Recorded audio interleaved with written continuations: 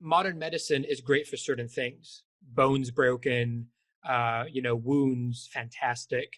Obviously, for helping us once we've got something, it's amazing. But there's certain things that it doesn't know about really yet, certain diseases and conditions that are maybe even unique to the individual, and it's not the cure all to everything. And I think putting all our reliance on that once something's happened isn't always the most, again, empowering way to go. And I think what you're talking to is different approaches and remedies and ways of working that aren't a antidote to once you have something. It's more, let's call it, it's not the right word, but let's call it preventative measures. It's ways of living to keep you in the best place possible, mentally, spiritually, and physically, to avoid getting any of these things to the point that you have to go to the hospital. But then if you need to, that's what they're there for, worst case scenario. And I think this is another side of the coin. Like, how can you live your best life, not just mentally, but from a physical perspective? Yeah, and I think often, and I've seen it so much, is that the things like the NHS, like they operate off of an illness model, so that once you get sick, if you have a chronic illness, then that's where you want to be. Sure. What I do, and what the other side of that coin is based on a wellness model. It's what can I do to support myself so I don't end up in the illness model.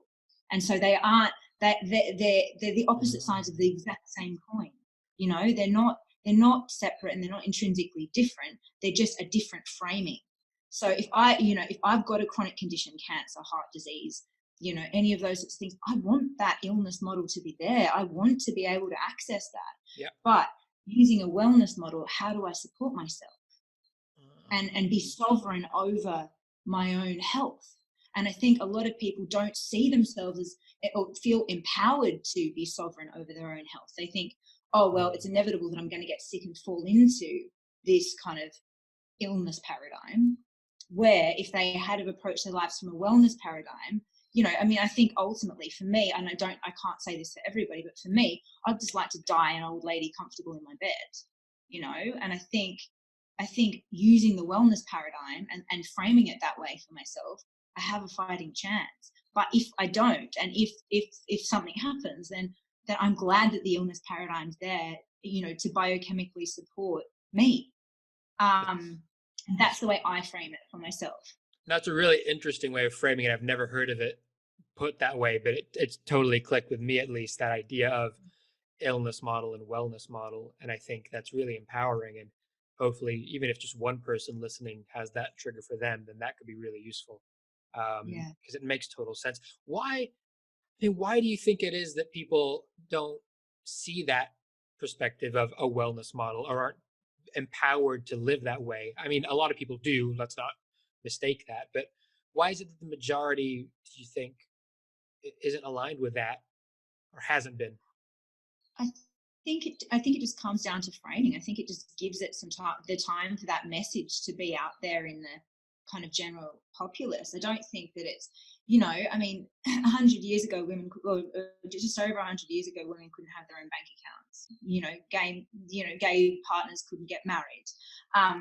Things like that. I think it's just about getting that framing out there as part of conventional wisdom and popular discourse, so that we can start having these conversations, like the conversation that you and I are having now. And that thought sometimes only occurs to you when someone's brought it up. It's like, actually, and you take it away and you think about it, and then all of a sudden that framing kind of makes sense. I mean, I think for the last, certainly since the antibiotics have been developed, and if you look at it historically, that we've all thought that we can pop a pill to help ourselves. We've all been taught that from that we think that there's a pill that we can pop for depression, SSRIs and there, or Valium, and there's so much of that stuff going around, and we've still got, certainly epidemic levels of mental health. So and again, even with COVID-19 is also teaching us that popping a pill isn't necessarily all that we can do. And I think that it's this time in our lives is right for actually understanding that there's a different way of us being able to frame the idea of our health, because if we don't have our health, no amount of money is going to save us, and the amazing thing about COVID-19 is that it doesn't discriminate. Boris Johnson's just been, you know, been diagnosed, Tom Hanks, all these people that have everything, in a material sense, and Yeah. everything that our culture deems as important. And yet this illness isn't discriminating. It's not Yeah. discriminating against Yeah. well, it is a bit discriminating against age, but that's about the only thing it is discriminatory towards.